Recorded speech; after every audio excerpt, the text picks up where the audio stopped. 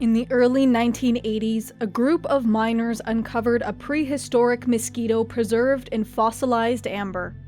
From this simple discovery would come one of the most profound and most dangerous applications of genetic science the world had ever seen.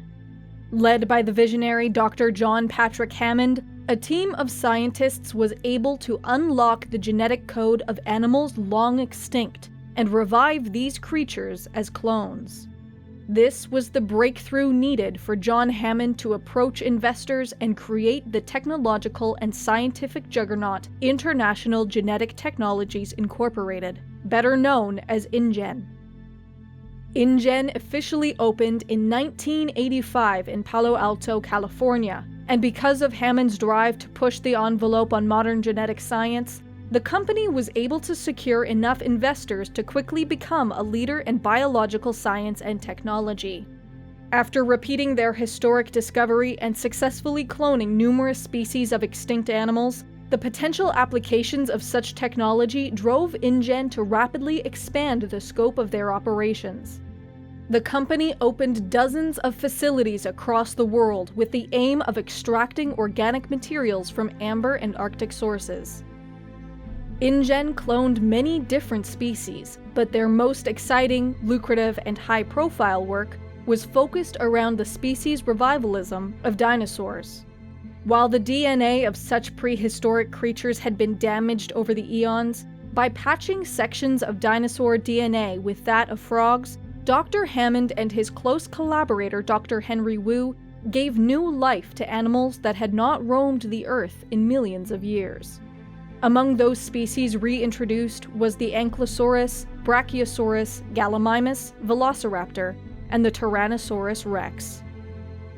Dr. Hammond was not content with letting his greatest achievement remain hidden in the shadows, and his company began making plans for a large amphitheater in San Diego, where they could exhibit the most dramatic aspects of their work. By 1987, however, it was clear that their San Diego location would not serve the needs of Hammond's vision, and InGen bought a small island chain approximately 120 miles off Costa Rica, known to the locals as Las Cinco Muertes, the Five Deaths. InGen relocated its research facilities to the largest of these islands, Isla Sorna, while the development of a zoological park began on nearby Isla Nublar. Construction on these islands and elsewhere across Las Cinco Muertes was handled by InGen Construction, one of many new subsidiaries established during this time. By 1993, Hammond's childhood dream of showcasing to the world something truly wondrous was nearly complete. InGen understood the danger of exhibiting these large and potentially dangerous animals to the public, so they designed and built the park with the most sophisticated security systems possible, custom-coded for their needs, and almost total automation across the entire island. Initial attractions included 15 separate species of dinosaur, as well as various scientific and more traditional attractions. A second phase of expansion, which included a marine facility and aviary, had also started construction and were slated to be opened 6 months after the main facilities. It would be unveiled to the world as Jurassic Park. But growing concern among his investors and insurance companies prompted Dr. Hammond to bring a few outside experts to sign off on the safety systems and endorse the authenticity of the park before any public announcement could be made. Alongside these invited experts were some examples of their target audience, Hammond's own grandchildren.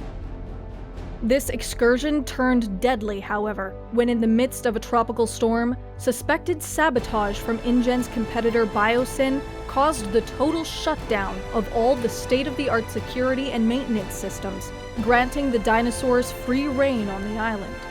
Over the course of 2 days, several employees and visitors were killed, and the majority of the park's infrastructure was damaged or destroyed.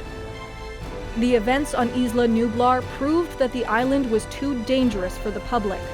The Jurassic Park project was shut down, and InGen's investors pulled their capital. Within a few years, a second hurricane had destroyed the remaining facilities on Isla Sorna, and InGen quietly abandoned the Five Deaths. Hammond became an avid environmentalist and rejected every proposal to build a new Jurassic Park, much to the concern of the company's executives, who made plans to force Hammond out. By 1996, bankruptcy seemed imminent for the company, and Hammond's nephew Peter Ludlow, newly appointed as InGen CEO, proposed completing the abandoned San Diego amphitheater, citing the success of SeaWorld and the San Diego Zoo. InGen's board of directors approved, and a massive expedition was dispatched to Isla Sorna with the intent of capturing some of the dinosaurs that now roamed free across InGen's former Site B.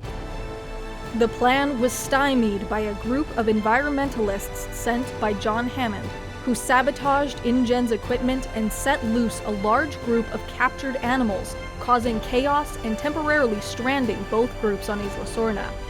Despite this setback, InGen was able to transport a Tyrannosaurus rex and its offspring back to the mainland.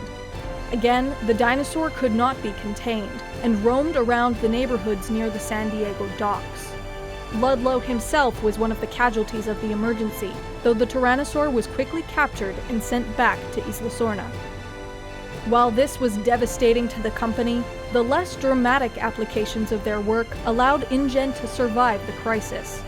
A group of scientists, led by Dr. Henry Wu, created a new species of flower, Caracosis wutensis, in 1997, by combining genetic material from multiple kinds of plants. The ramifications of this discovery and the critical acclaim of Dr. Wu's book, The Next Step: The Evolution of God's Concepts, proved the potential of creating entirely new species, rather than simply cloning those that had come before. This drew the attention of Simon Masrani of Maserati Global, who, with the blessing of John Hammond shortly before his death, purchased InGen and moved their headquarters to San Diego. Dr. Wu continued his experimentation with genetics, with an increasing focus on developing hybrid dinosaurs and other creatures.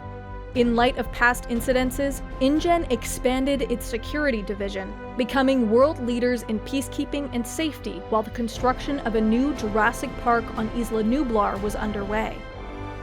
In 2005, Jurassic World was finally opened to the public, and the dream of John Hammond and InGen was finally realized. The company's ambitions have always been high, and the success of Jurassic World has more than made up for all the losses in their early years. Yet there are those within the company that see the potential creating something more than just a tourist attraction, and critics say the mistakes first pioneered at InGen are now being refined by Maserati Global. Playing God has always come with risks, and life always finds a way.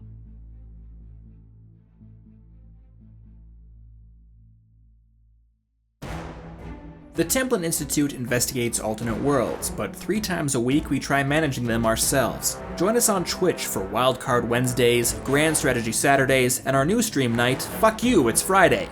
This Wednesday, we'll be building our own park in Jurassic World Evolution, and do our best to perfect John Hammond's vision. But if you've seen our previous streams, you'll know not to get your hopes up, things will likely go wrong. You'll find a link to our Twitch channel in the description. Hope to see you when we're live from Isla Sorna.